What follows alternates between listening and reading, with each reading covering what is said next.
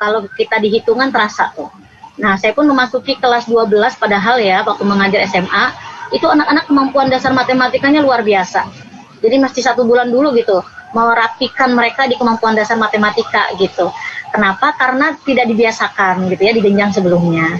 Nah, Bapak Ibu, akhirnya ini menjadi evaluasi dari kurikulum kita di 2013, menghantarkan di 2016 revisi kurikulum 2013. Kita akhirnya kalau lihat buku-buku gitu ya, yang ada di toko buku pada covernya di pojok kanan atas tertulis tuh, menggunakan kurikulum 2013 yang direvisi gitu. Karena yang kita sudah gunakan sekarang yang sebelah kanan gitu ya, mau SD, SMP, SMA, SMK.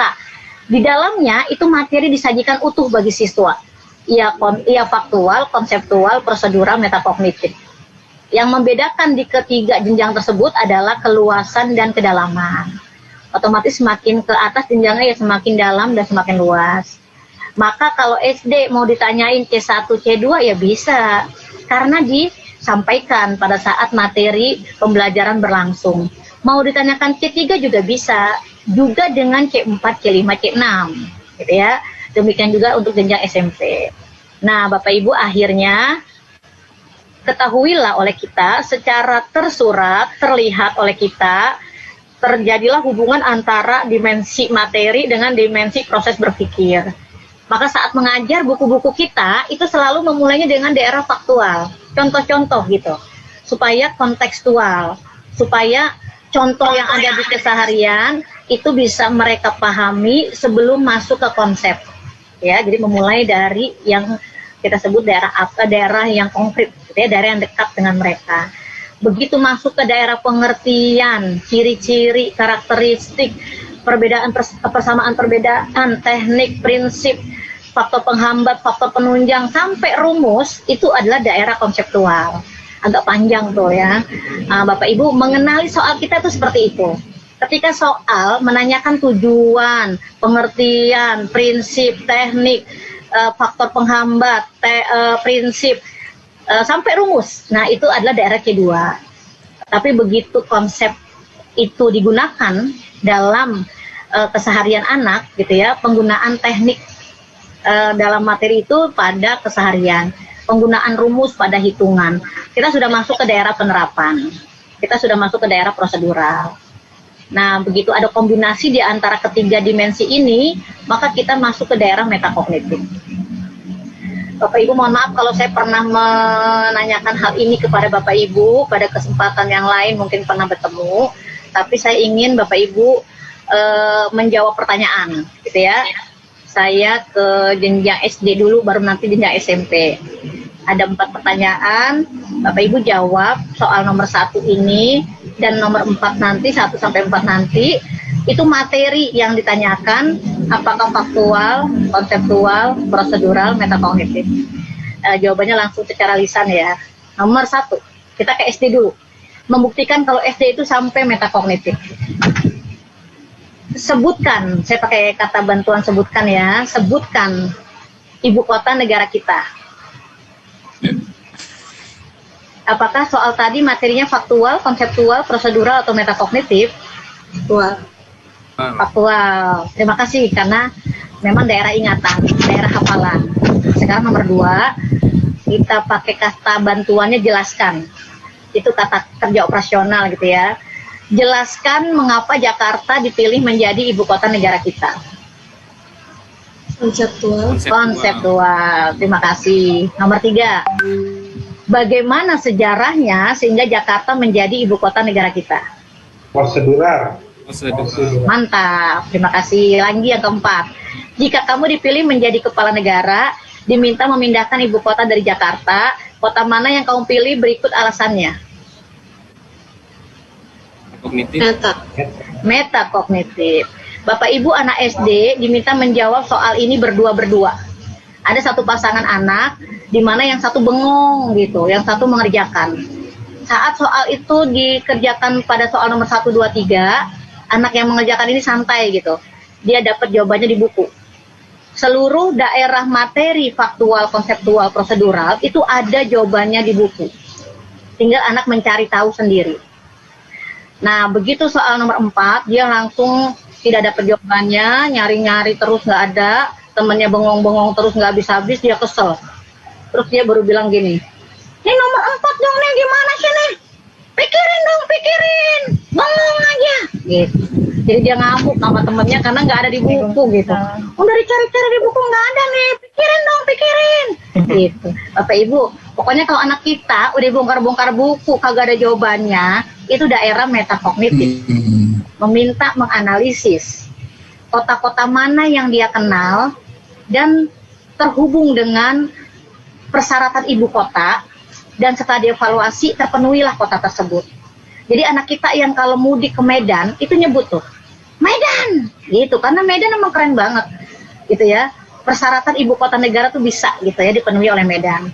Anak kita yang pernah ke Surabaya, ke Bandung, ke Semarang itu akan menyebut nama-nama kota itu.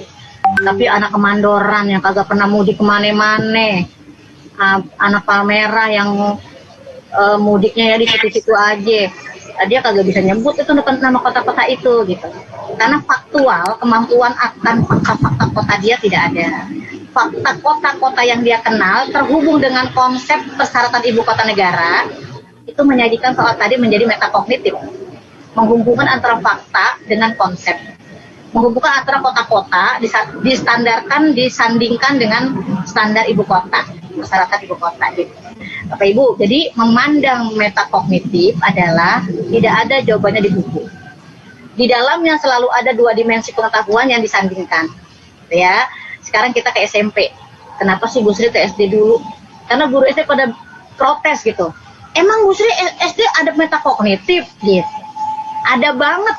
Orang waktu zaman kita punya musibah lumpur lapindo, itu guru kelas 3 SD minta anak, jadikanlah dirimu sebagai ahli yang diminta untuk menyelesaikan musibah lumpur lapindo. Kemukakan dalam satu kalimat apa yang kamu lakukan sebagai ahli gitu. Anak kelas 3 SD ditutup pakai batu yang paling gede gitu. Bapak Ibu, itu dilakukan oleh ahlinya. Dimasukin kerikil-kerikil yang banyak sampai mampet, itu dilakukan oleh ahlinya gitu ya. Terus ada yang bilang gini, dialirin ke got terdekat, itu dilakukan oleh ahlinya gitu. Jadi itu daerah kita meminta anak mengevaluasi setelah menganalisis kondisi gitu ya, ternyata ada lumpur lapindo yang tidak bisa berhenti. Ya, pikiran anak kelas 3 itu seperti itu. Jadi menyampaikan soal pada daerah metakognitif itu membangunkan daerah dimensi pengetahuan itu. Tetapi ketika soalnya tidak pernah sampai ke sana, maka dia tidak akan pernah bangun, maka dia tidak akan pernah terampil gitu, maka dia tidak akan pernah terbiasa. Nah, Bapak Ibu, terima kasih. Sekarang kita ke SMP nih, materinya Bahasa Indonesia. 1. Apakah materi ini faktual, konseptual, prosedural, atau metakognitif? Sebutkan macam-macam pantun. Saya pakai kata bantuan sebutkan. Jadi timbang nyebut doang gitu. Nggak minta apa-apa, nggak minta dijelaskan. Faktual. Siap, terima kasih, faktual. Nomor 2. Jelaskan persamaan dan perbedaan pantun dengan karya sastra lain. Konseptual. Nomor 3. Bagaimana cara membuat pantun? Prosedural. Nomor 4. Buatlah sebuah pantun religius. Metakognitif. Nomor 1 sampai 3 dia cari di buku ada, gitu. Nomor 4 dia nggak nemu kalau kita minta dia di kelas bersama kita. Tapi kalau itu jadi PR, maka anak kita nyari di Google banyak banget. Begitu gurunya nyampe ke sekolahan meriksa pantun anak-anak, dilihat satu persatu sama semua. Ternyata anak nyari di Google di pertama contoh yang terlihat oleh mereka semua. Jadi anak-anak pada bilang gini, Bu, aku mah ngerjain sendiri, Bu, kagak kerja sama, Bu. Iya, dengan sumber yang sama, gitu. Maka Bapak Ibu tidak boleh menjadikan metakognitif sebagai PR. Maka jadikanlah yang PR itu adalah faktual, konseptual, prosedural. Maka biarkanlah metakognitif itu bersama kita di kelas, gitu. Maka kita, maaf jangan ngomong kita kali Bu Sri, maka saya itu kebalik pas ngajar dulu. Saya nerangin faktual, konseptual, prosedural. Yang diterangin semuanya ada di buku. Begitu waktunya udah habis saya jadikan PR. PR-nya metakognitif gitu. Nah, itu daerah yang salah, yang saya baru tahu sekarang. Yang seharusnya saya kebalik gitu. Yang seharusnya saya mintakan jadi PR itu ya fakta konsep prosedur saja, karena dia ada di buku. Jadi timbang anak itu mau apa enggak mencari tahunya. Tapi kalau metakognitif, ketika diminta dia menjawabnya, dia akan mencari yang udah ada. Jawaban-jawaban soal itu luar biasa pada daerah, kasus-kasus juga sudah banyak gitu ya di Google. Maka bersama anak harusnya saat tatap muka kita bisa mensiasati itu dalam tatap muka.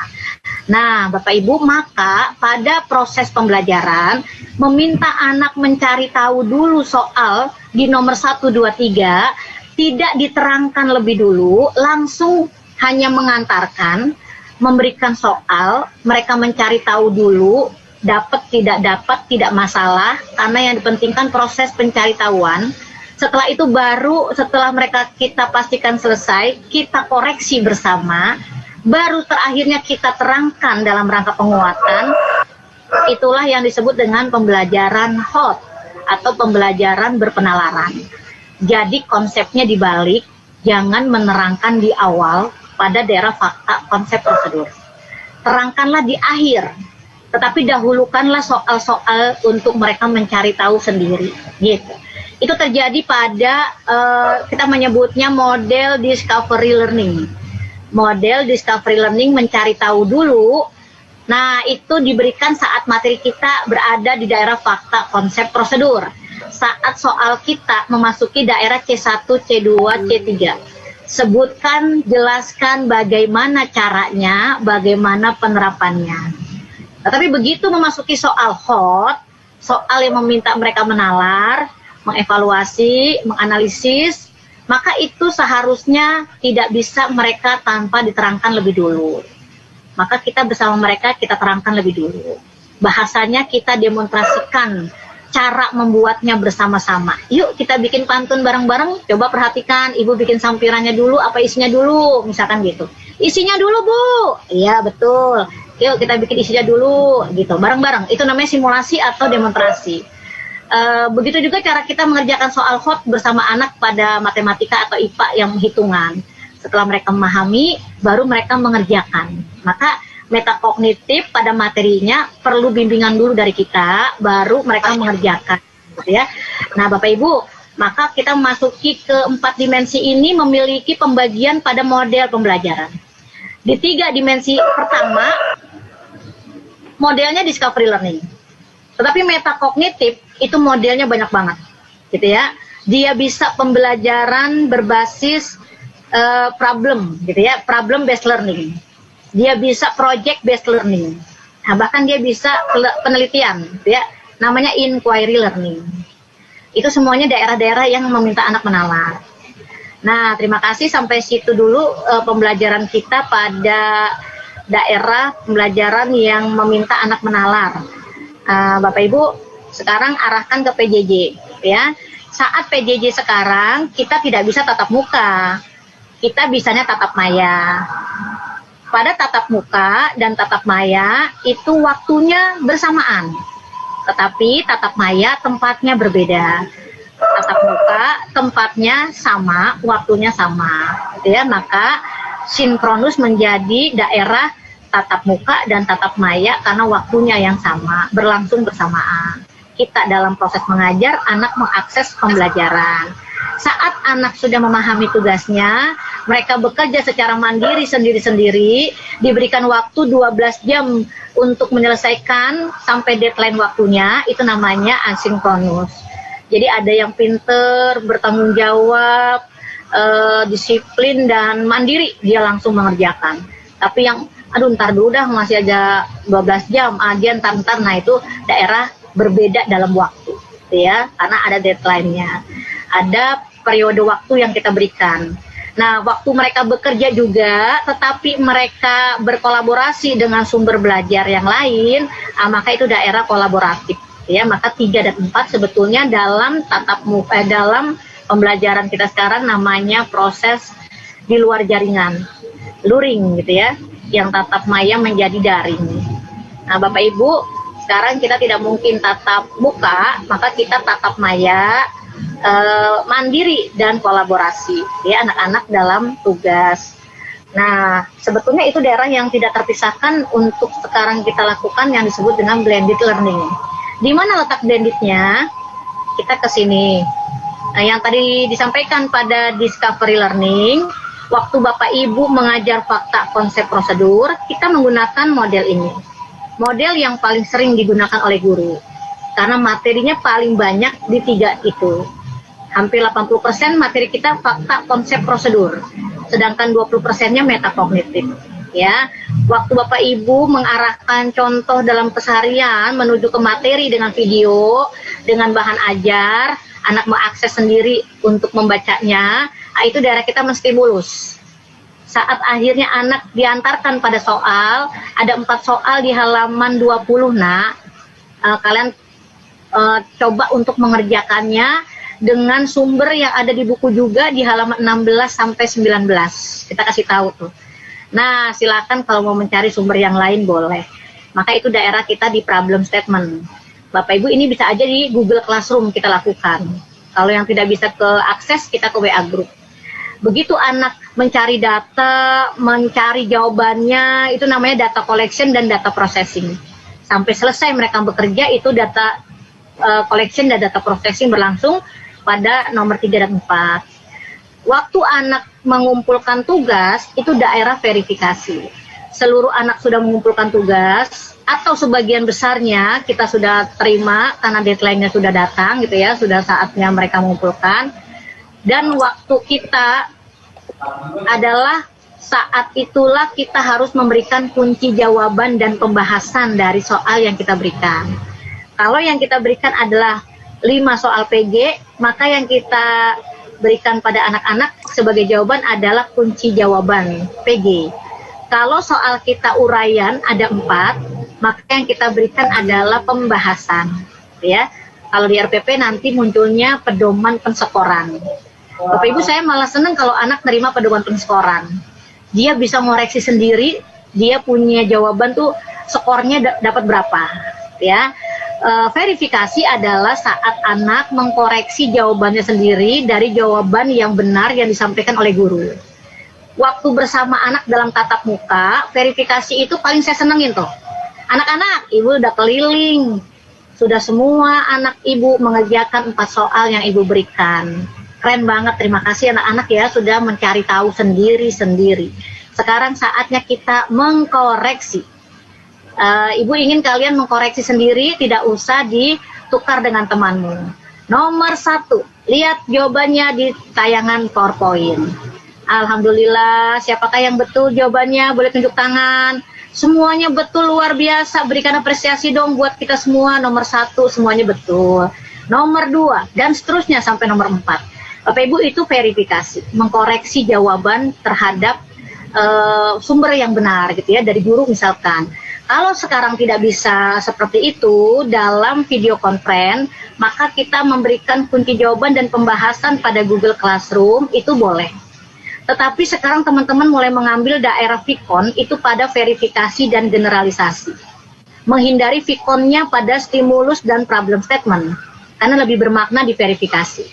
Anak-anak, terima kasih sudah bertemu pada video conference melalui Zoom meeting.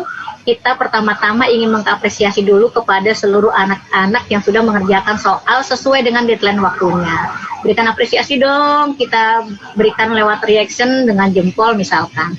Nah, sekarang silakan buka 4 jawaban yang sudah kalian upayakan kemarin mencari tahu.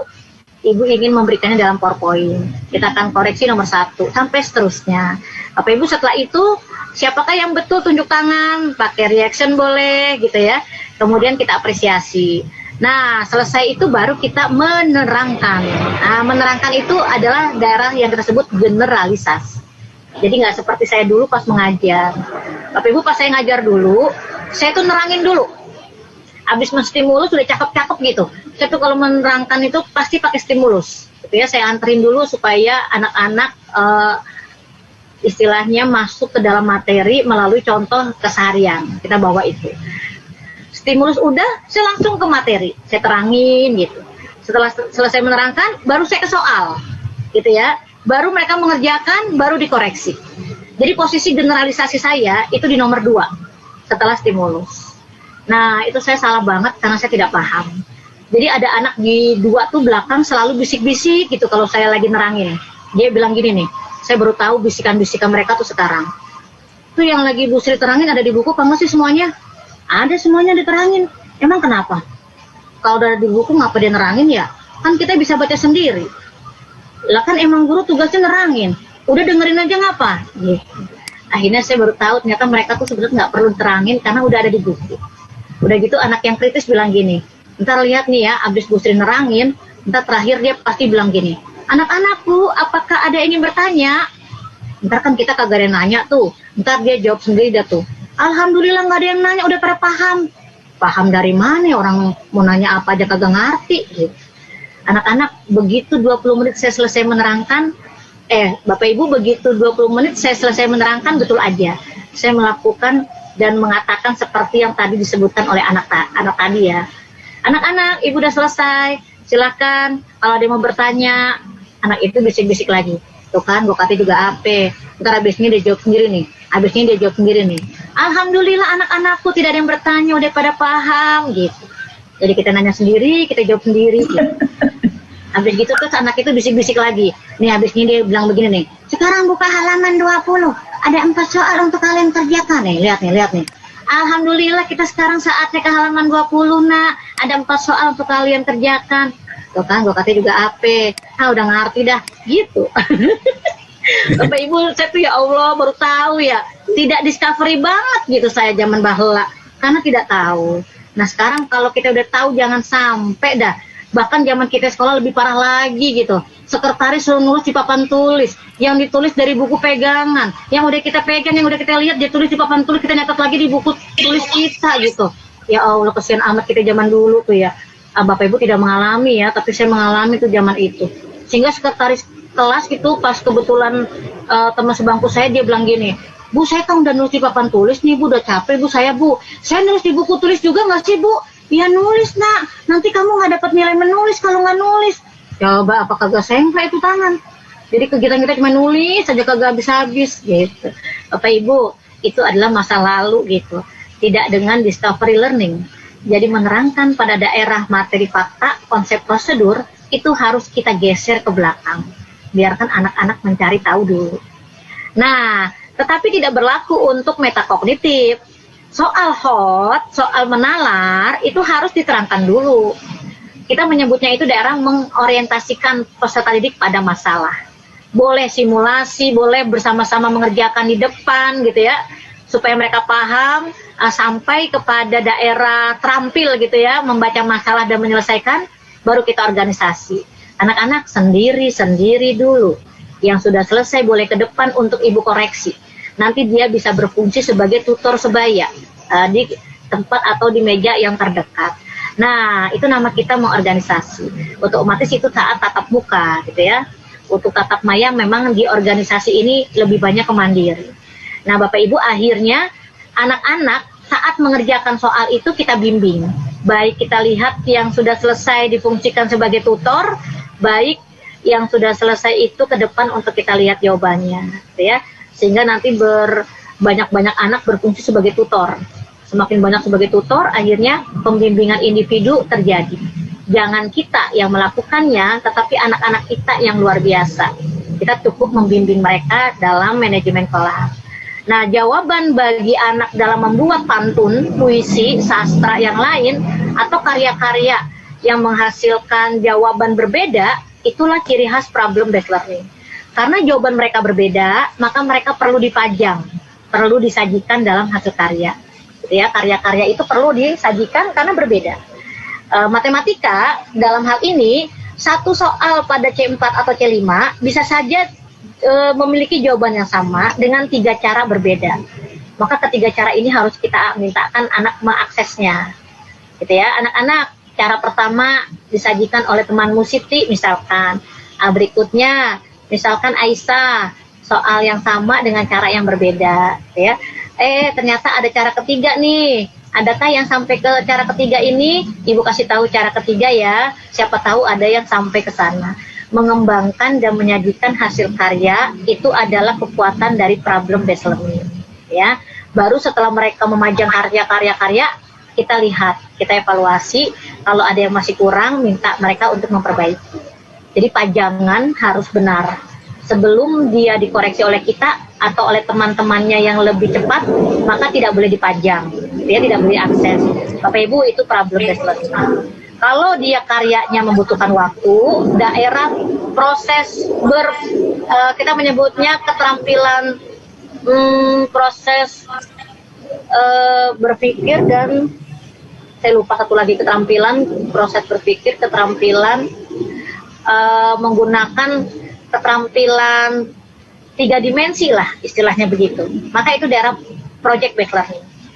Project based learning itu daerah anak memiliki keterampilan tertinggi, gitu ya, pada mereka mengatur keterampilannya di hasil 3 dimensi.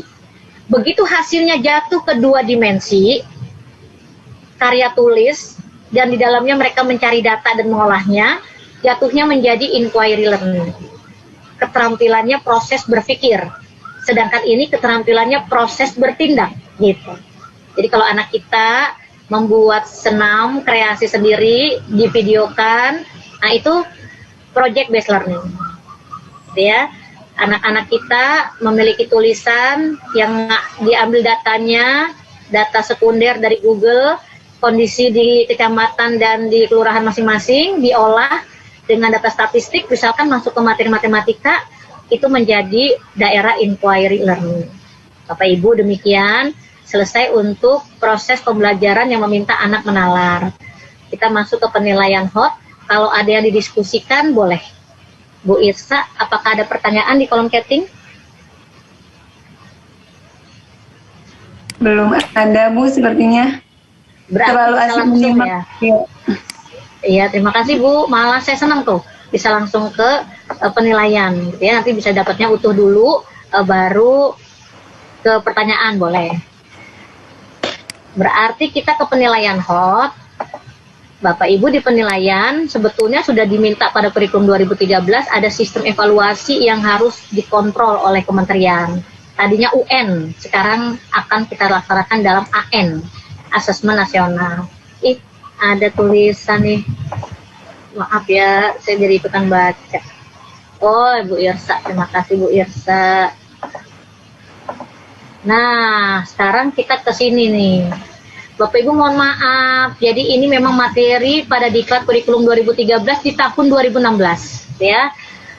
Ada evaluasi tentang kualitas soal buatan guru yang menyebabkan kementerian meminta setelah itu ada pelatihan-pelatihan penulisan butir soal terus. Kita menyebutnya penulisan butir soal terstandar. Ada kaidah, ya, setelah kita membuat soal. Mengapa demikian? Karena hasil dari kondisi empiris yang ditemukan secara nasional. Bayangkan saat ini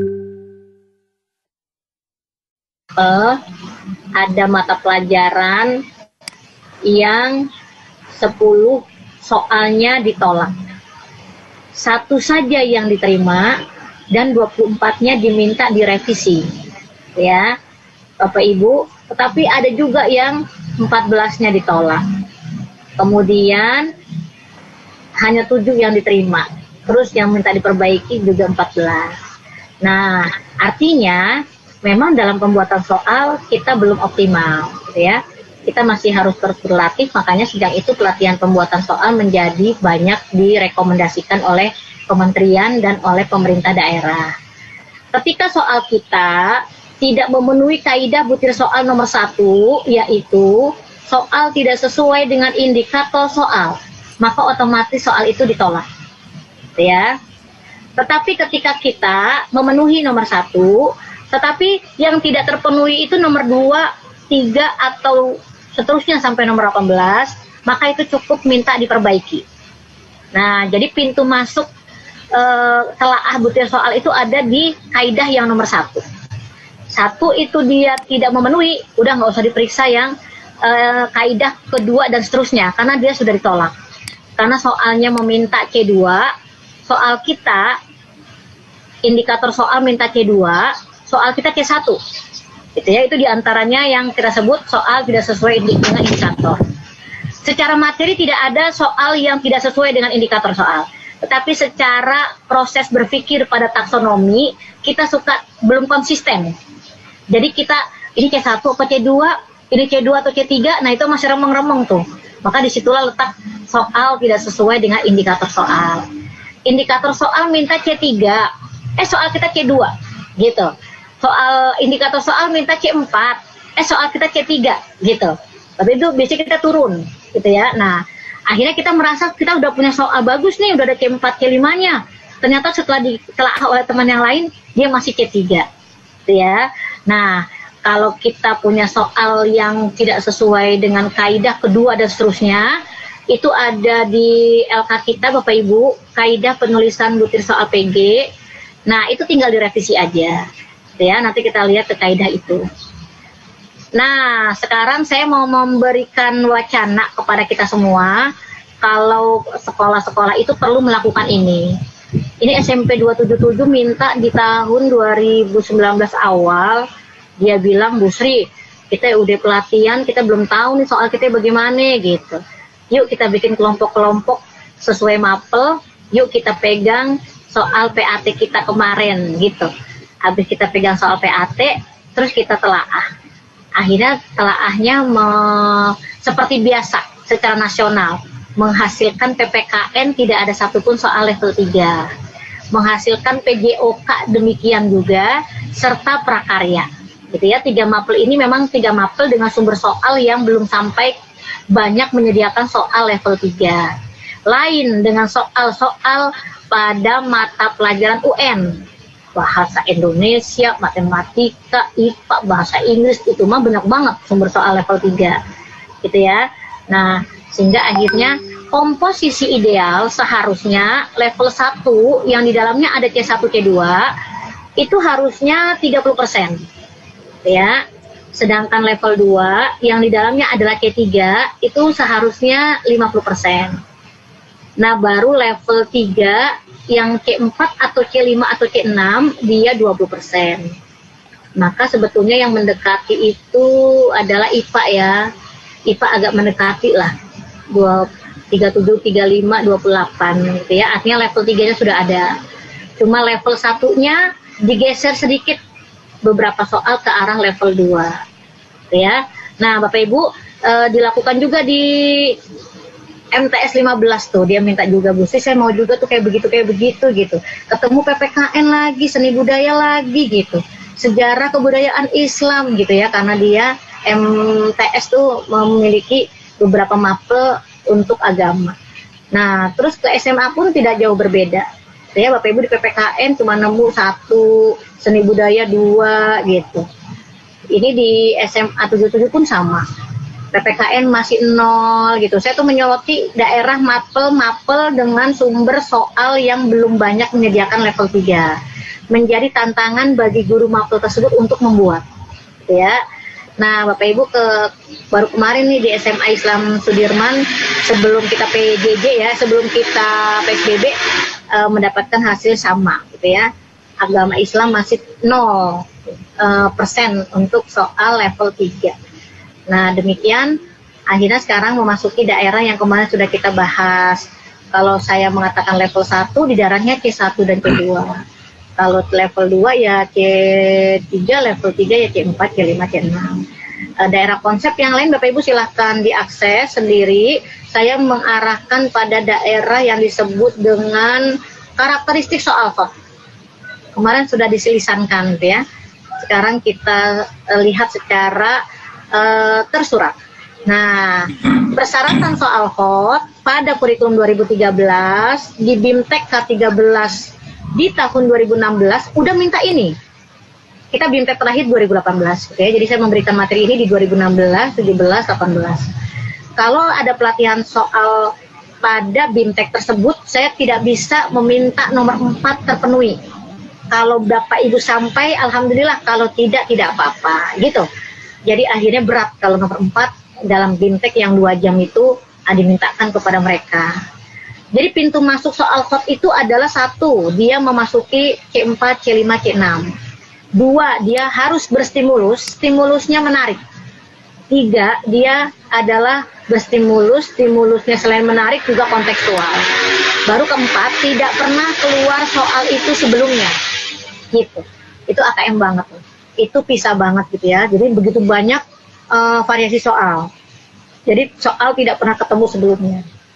Nah, Bapak Ibu akhirnya mau bilang begini, kita pernah ketemu soal UN matematika pada SMA, itu ketemu soal udah C4, tetapi dan sudah berstimulus, tapi stimulusnya tidak kontekstual.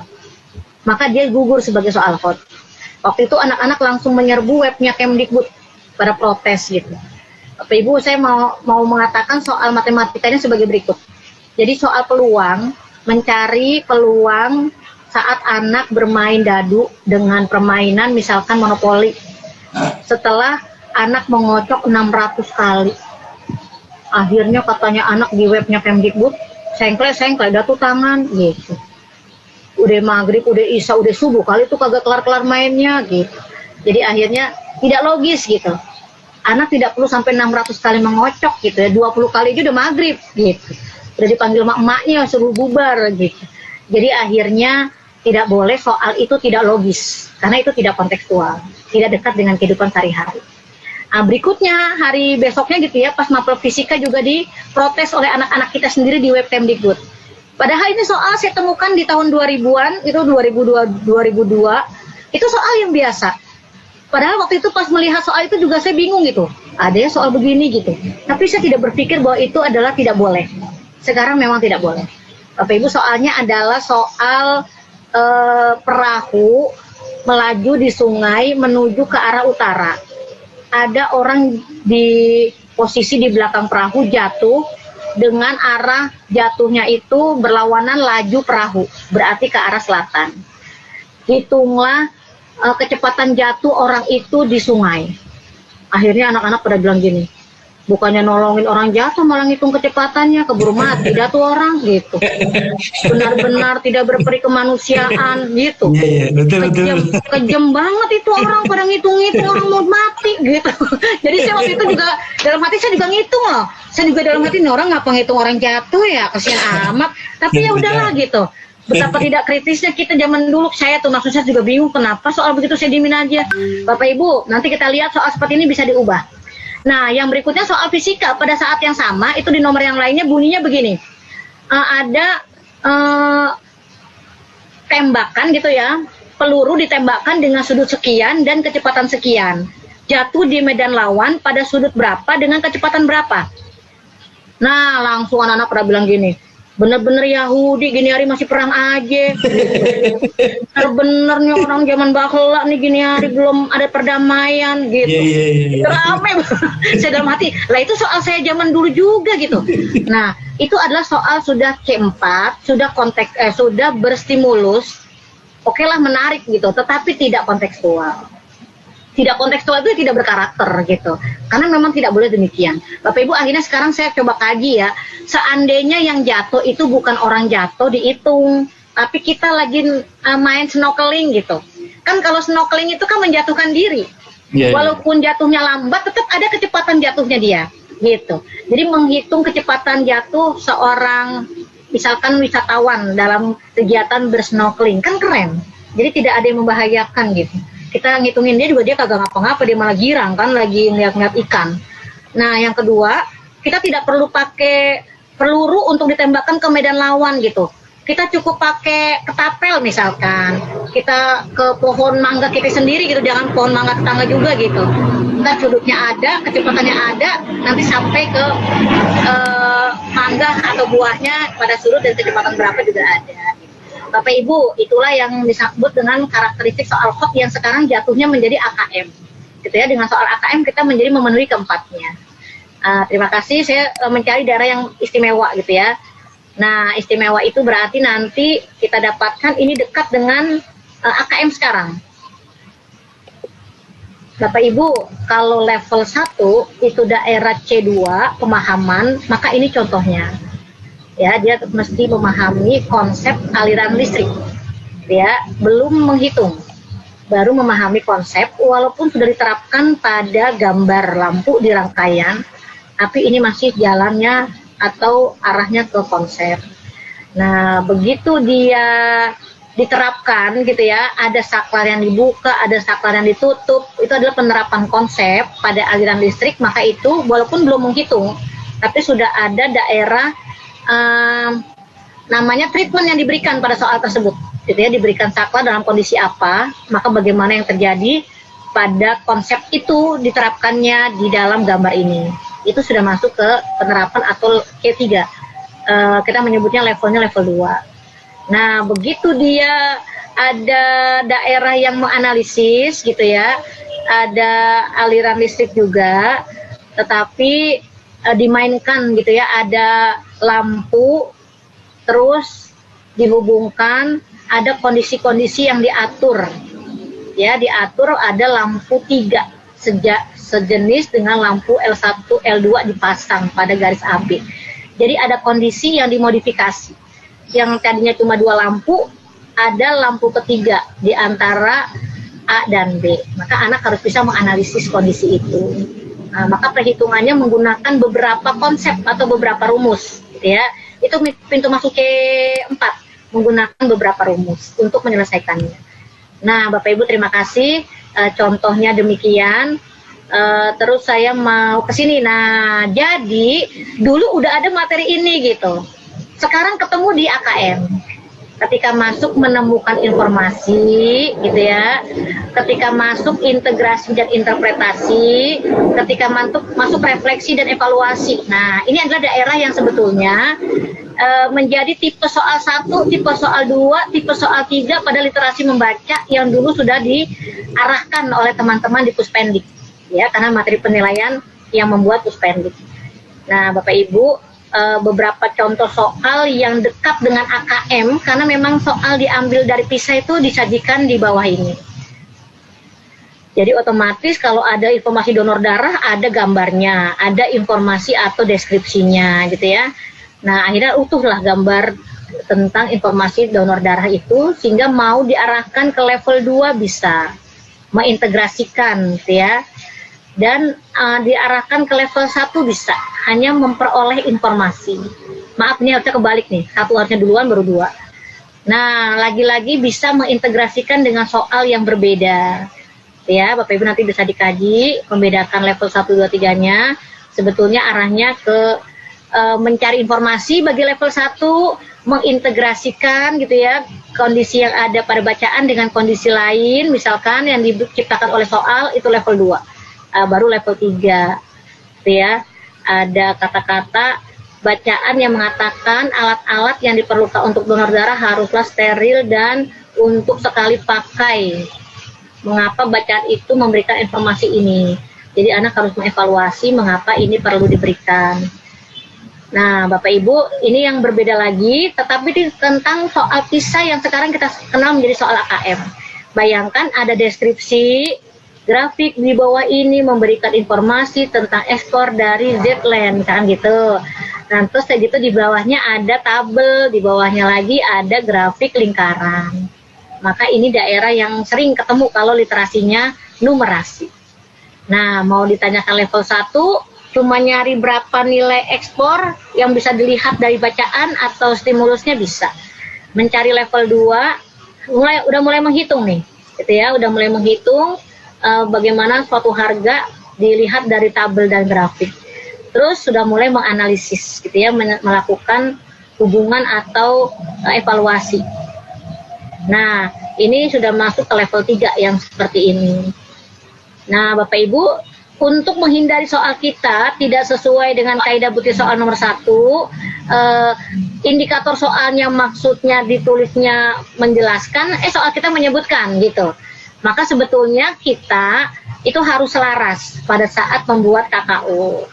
Yang banyak banget di dalam tayangan KKO itu Bapak Ibu pilih. Nah, ini pilihan saya. Bapak Ibu boleh berbeda. Untuk C1 saya memakai 2 kata, menyebutkan dan menunjukkan. Saya jarang pakai yang lain, termasuk mengidentifikasi saya jarang. Ya. Untuk C2 saya hanya 2 juga, menjelaskan, membedakan. Untuk C3 saya menentukan, menghitung. Cuma 2 aja. Menentukan bagi soal yang bukan hitungan, ya, tapi menghitung untuk soal hitungan. Begitu C4 saya menganalisis saja dan memecahkan. Kalau soalnya matematika saya memecahkan perhitungan. Kalau soalnya C5 matematika saya menyimpulkan perhitungan gitu. Jadi akhirnya gunakan KKO mewakili taksonomi soal itu. Baru C6 itu bagaimanapun juga dia sudah bergeser ke keterampilan. Maka maka pengetahuan berhenti di C5 tidak apa-apa. Karena C6 menjadi milik nilai keterampilan. Bapak Ibu, ini saya senang nih. Soal ini adalah soal PISA dan sekarang menjadi soal AKM. Di dalamnya ada tabel, grafik lingkaran, dan deskripsi. Yang menarik pertanyaannya adalah anak-anak kita tidak boleh membaca ini dulu sebagai stimulus. Mereka lihat, abaikan, mereka langsung ke sini. Dari data di atas, hitung perbandingan pengguna internet di Indonesia dengan pengguna internet di negara-negara Asia. Berarti harus cari tahu banyaknya pengguna internet di Indonesia, banyaknya pengguna internet di negara Asia, gitu. Nah, dia nyari pengguna internet di Indonesia, udah ketahuan tuh dalam deskripsi ini. Tinggal pengguna internet di Asia. Nah, saya sebagai seorang yang tidak teliti, kebiasaan banget deh. Saya tuh langsung melihat dalam tabel ketemu. Lah, itu ada tuh Asia, jumlah penduduk sekian dalam juta gitu. Nah, berarti ini dong gitu ya. Kita menyebutnya ini 2 triliun lah, 2,5 triliun. Begitu saya masukin nilai ini berarti persentasenya terlalu besar gitu. Terlalu kecil. Waktu berarti salah nih. Nah, akhirnya kita tahu ini bukan jumlah penduduk yang menggunakan internet. Ini jumlah penduduk secara umum seluruhnya. Pengguna internet di Asia cuma 45% saja gitu. Maka data Asia yang 45,7% kita bawa gitu ya, kita kalikan dengan jumlah seluruh penduduk yang ada di dunia. Abaikan data yang lain. Ya, maka yang tadi jumlah penduduk di Asia, Bapak Ibu, itu bawa untuk kita kalikan dengan persentase pengguna internet di Asia yang 45,7%. Setelah dapat angkanya bawa ke pengolahan gitu ya, dibagi dengan pengguna internet di Indonesia dan dikali 100% sehingga dapat pengguna internet kita itu cuma 3%. Nah, nanti kalau kita sebut ini pedoman penskoran ya. Ketika anak baru sampai di nomor 1 menyelesaikannya dia dapat skor 1. Dia sampai ke nomor 2 ya skornya 2. Demikian, sekarang Bapak Ibu kita memasuki daerah simulasi, menganalisis butir soal kita sebelum membuatnya. Bu Irsa, apakah ada pertanyaan? Cepet banget ya, pada mati ya. Iya. Berarti boleh langsung nih, 1 menit kalau ada yang mau bertanya langsung boleh. Kalau tidak langsung bikin ya, atau bukan bikin, langsung ngeliat soal. Silakan Bapak Ibu jika ada yang ingin ditanyakan. Bu Irsa, izin bertanya Bu Irsa. Iya, silakan Pak Aziz. Ya Pak Aziz, Bu. Izin bertanya Bu Tri. Sebentar. Siapa Pak Aziz? Terima kasih Pak Aziz. Sebentar. Oke, terima kasih Bu. Pertanyaan saya gini Bu. Saya juga pengen gitu ngasih soal yang tingkatan hot seperti itu. Tapi kadang kendalanya adalah keterbatasan murid dalam hal perhitungannya justru. Saya guru fisika Bu. Saya guru fisika mau memberikan soal yang hot, tapi justru permasalahannya dalam hal perhitungan anak-anak. Seperti tadi soal yang Bu kasih yang di akhir ada bagian yang angkanya itu kan koma-komaan Bu ya. Anak-anak kalau nemu koma-komaan pasti bingung. Kemudian kalau misalnya membuat soal hot yang pindah-pindah rumus seperti Ibu itu Bu, sebenarnya ciri A gimana, nah itu pasti bingung. Jadi saya mau buat soal hot tapi kok dasarnya kok nggak kuat gitu ke muridnya. Itu gimana Bu, apa kita kuatin dulu tuh dasar anak-anak dalam matematikanya, aljabar dan perhitungannya atau gimana Bu? Terima kasih. Assalamualaikum warahmatullahi wabarakatuh. Waalaikumsalam warahmatullahi wabarakatuh. Pak Ajis, terima kasih Bu Irsa. Mohon izin langsung menjawab. Jadi Mas Hasan, saya tuh pas lagi ngajar di kelas 12, ngajar gitu ya di kelas 12, itu saya sebetulnya diminta ngajar fisika duluan karena gurunya dapat PNS gitu. Jadi terjadi kekosongan di sekolah itu. Terus kakak saya yang sudah mengajar di situ lebih dulu dan dapat PNS juga. Jadi kita tidak pernah bertemu gitu ya. Dia selesai pindah ke sekolah negeri, saya baru masuk ke sekolah itu. Terus dia bilang gini, udah masuk dulu, mau ngajar apa kek terserah. Udah jangan ngajarin bimbel mulu gitu. Jadi saya dimarahin tuh karena waktu itu saya tuh ngajar les privat dan bimbel gila-gilaan gitu, seneng banget, tetapi tidak punya status gitu, kata bapak saya mah, kamu tuh guru apa gitu. Akhirnya ya sudahlah ngajar sekolah gitu. Begitu ngajar sekolah, ngajar fisika, bapak ibu bayangin saya backgroundnya kimia tapi ngajar fisika. Cuma memang pas lagi di bimbel atau di privat itu saya spesialis kelas 12, mengajarnya matematika, fisika, kimia gitu. Wah itu larisnya minta ampun. Jadi guru yang paling banyak dicari karena nggak ada yang mau. Ya gimana nggak mau gitu, babak belur gitu, karena fisika kelas 12 tuh luar biasa, matematika dimensi 3 kelas 12 tuh luar biasa gitu. Saya udah babak belur dah tuh kalau udah ke materi itu, udah nyerah, minta maaf aja gitu. Nah begitu memasuki kelas 12 ketemulah anak lah kagak bisa ngapa-ngapa gitu, lah boro-boro mau ngerjain soal kalau begini caranya gitu. Saya langsung belum nggak bisa nih, setelah diketahui ini ditanyakan itu ada rumus ini, udah berhenti gitu.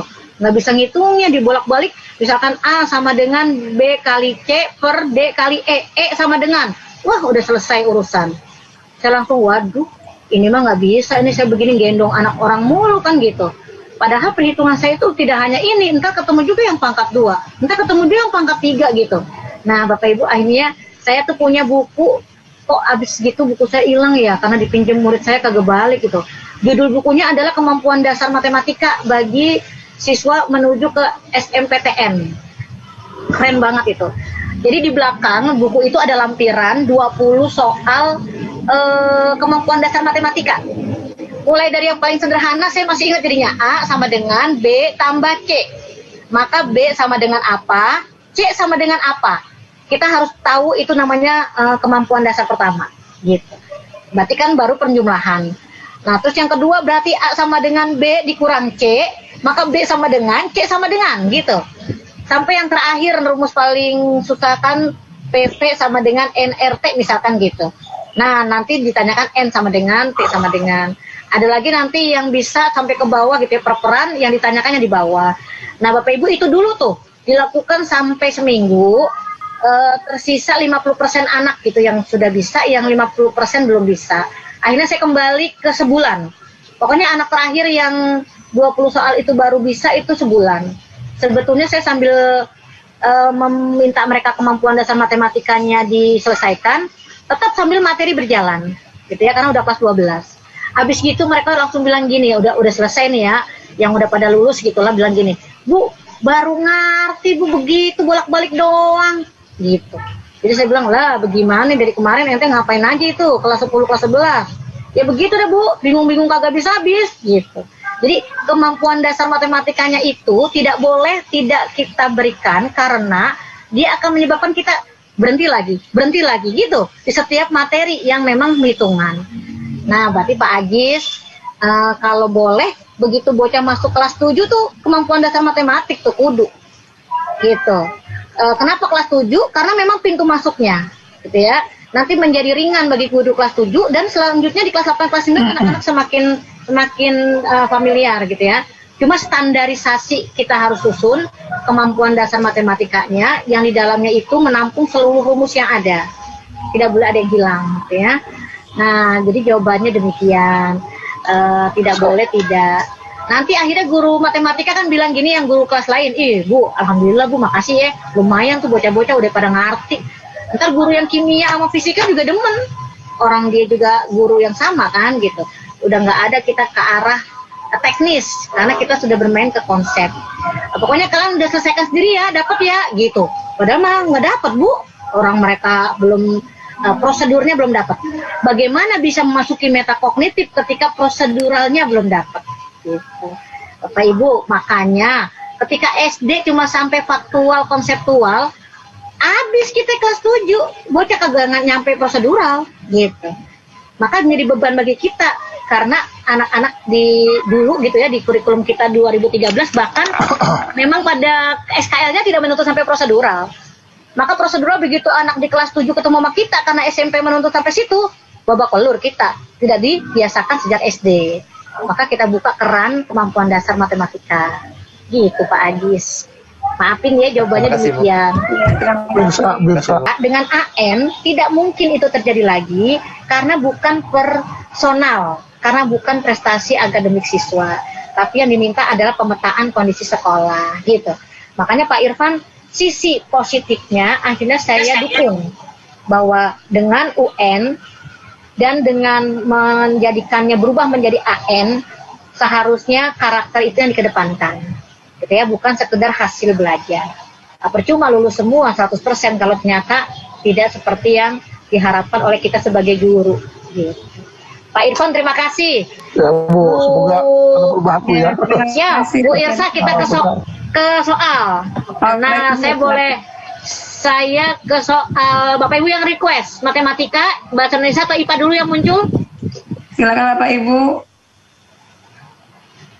Silakan Bapak Ibu, mau matematika, IPA apa bahasa Indonesia nih? Ya. Silakan Bapak Ibu. Bahasa Arab. Oh, itu bahasa Arab.